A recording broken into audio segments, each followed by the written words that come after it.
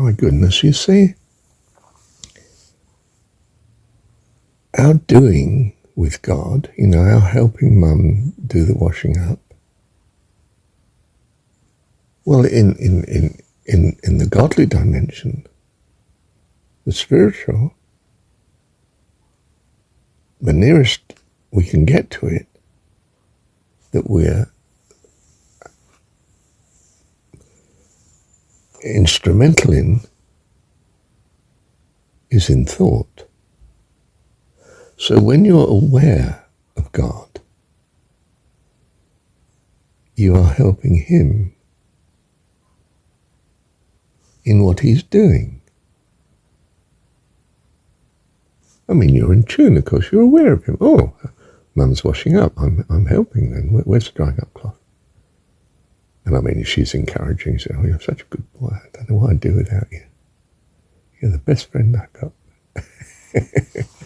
I mean, she was a lovely mum. To me, she was just lovely. Absolute angel. And because she could encourage the best in us, you see, in me.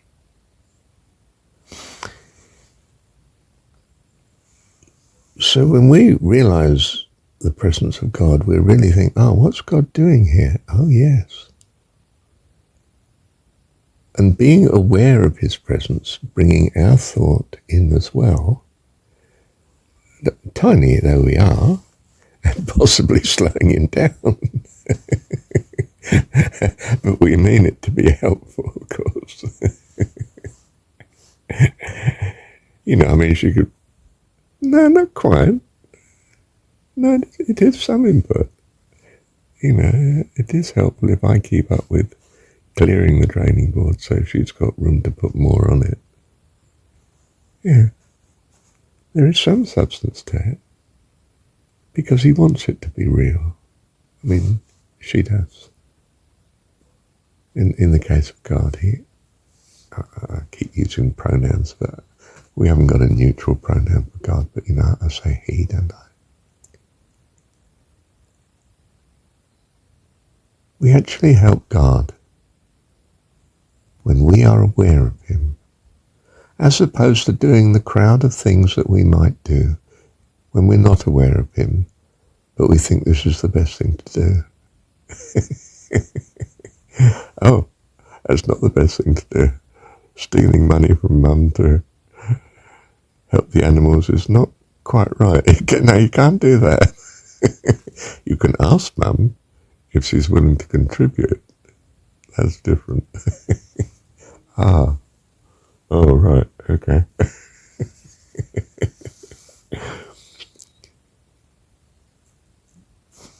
Just being aware of God is to be helping in His creation. And I'll tell you for why. Because the whole of His creation is in thought. This concrete, physical being of that which is around you, the planet, the universe, is actually just thought in His mind. And so are we. But to be thinking with Him is to enter into His creating.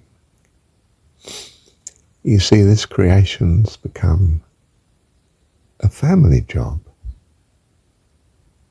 of the host of heaven, with Him still, of course. He's no longer doing it alone. And if I may use the analogy, that makes all the difference in the world to Him. He loves doing it with His children. It makes it all worthwhile. Quite literally, it gives Him meaning to life. Life eternal.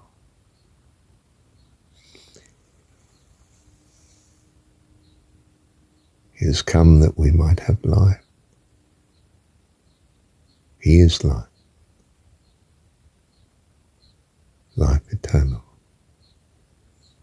He is the living God, and he's become the God of the living.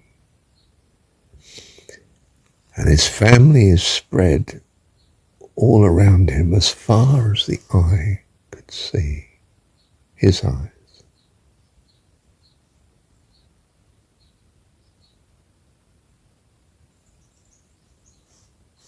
The host of heaven makes the stars of heaven look like a handful by comparison.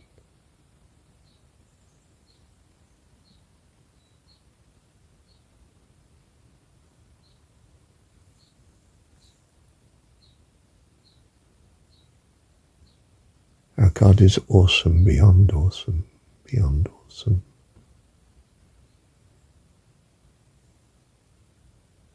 And we are of him by his love and grace to us.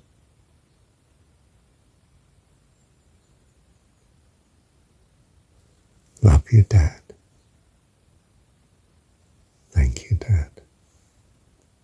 I tell you, he sees with tears in his eyes, clearly, by which I think I mean he sees the end from the beginning. And both are infinitely away.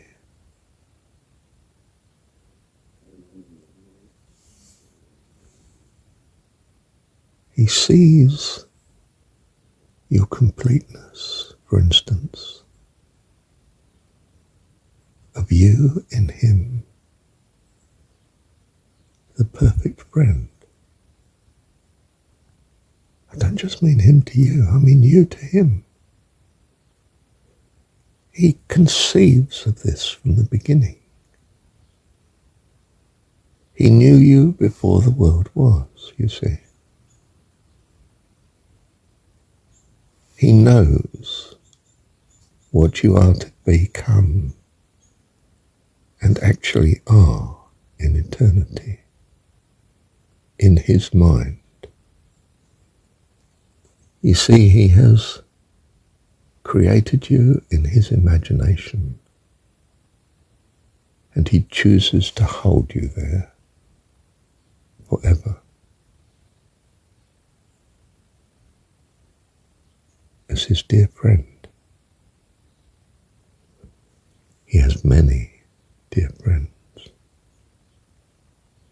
trillions of trillions of trillions. Our God is awesome, beyond awesome, beyond awesome. And so are we.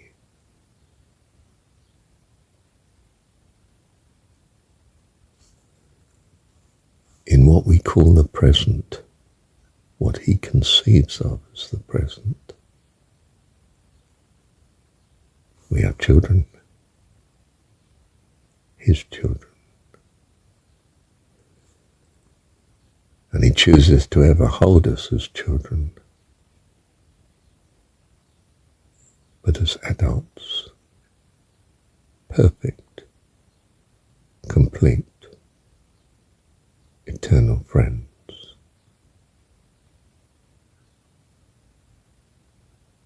He holds both.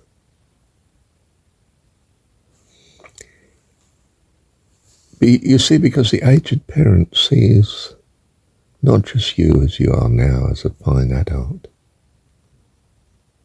but your loveliness as a child too. Because, of course, in this world they've seen you at each stage. They love the all of you. Do you know God loves the all of you? When you know this, you are translated into the awareness of your eternity. And it is this that counts. With God, always.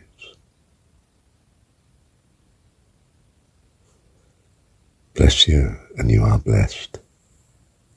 Love you, Dad. Thank you, Dad.